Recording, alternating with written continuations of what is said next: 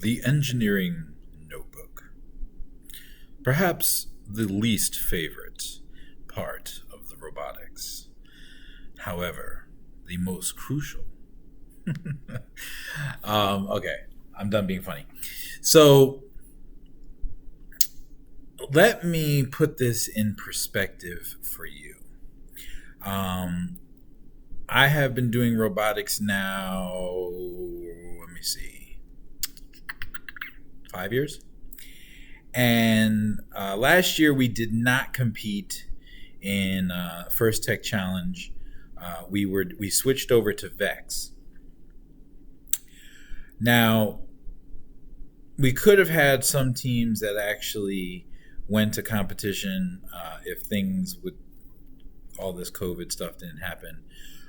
So we will see what happens this year. However, um, there is real scholarships and opportunities out there for being successful in robotics. Vex has basically the same setup as FTC, where it goes school competitions, district competitions, league competitions, and then world competitions. They might have regions in between there. But anyway, I cannot stress the importance of the engineering notebook in this process. Okay.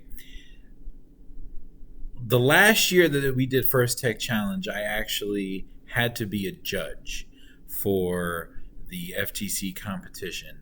And the winning, so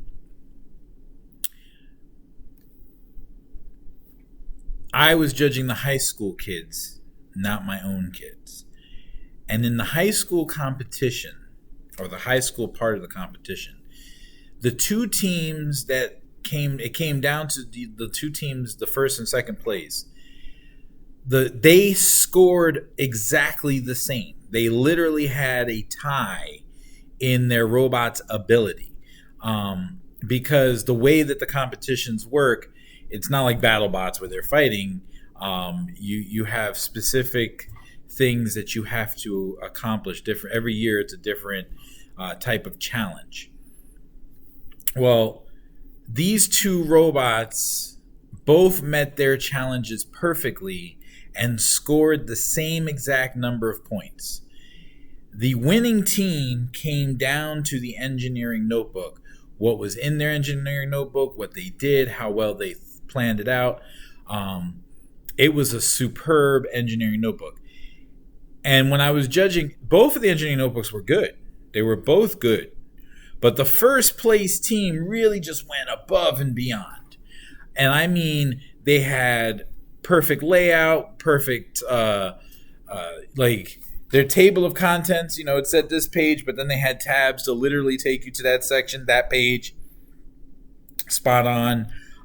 Then they had done more. Their community outreach and the missing parts usually of an engineering notebook, the parts that are kind of glossed over, they had those and they were strong. And that's really what put them over the top and allowed them to win. My team on the middle school level that year also won solely on its engineering notebook. They didn't win first place. They actually came in fourth, and they topped out high school teams. I wasn't the judge, but the judges told me, and it was also because of their engineering notebook. They did score well, right? There were other teams that had beat them in scoring as far as robots, but when it came down to specific awards, because they don't just give first, second, and third place. It's not that straightforward. There's different categories of competition. And my team actually got the judges award specifically because of their engineering notebook and how well it was done. It does make a difference. It really, really does make a difference. Not to mention, that being said, in engineering, you have to be able to document what you've done. You have to be able to write all this stuff down and explain yourself for the next person who's coming along, because it is very rare that engineers will be the same guy working on that project. So you'll have one engineer do one thing and another engineer do another thing and another engineer do nothing, some other thing. And then there's a project manager who needs to have cohesion. And so he needs to read those journals and the documentation from each section to understand how it all fits together. And then when the project is completed, down the road, you're going to have a completely separate engineer. You might get the same engineer, but it's very rare that the same exact engineer or team of engineers will come back to either fix the problem or maintain the issue. You will have another person, and they will need that documentation. For instance, putting together anything, instruction manuals. Those are engineering notebooks, right? So imagine receiving a Lego kit with no instructions.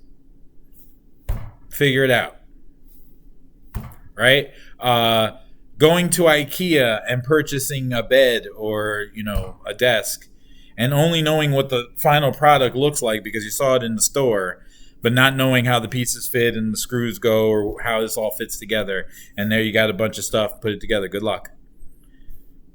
All right? This is going to be rickety, man. That thing might fall apart on you. So these are skills that you have to develop, and they are very important. So we start with the engineering notebook. That is the very first part. So watch these videos of kids your age doing VEX Robotics in their engineering notebooks.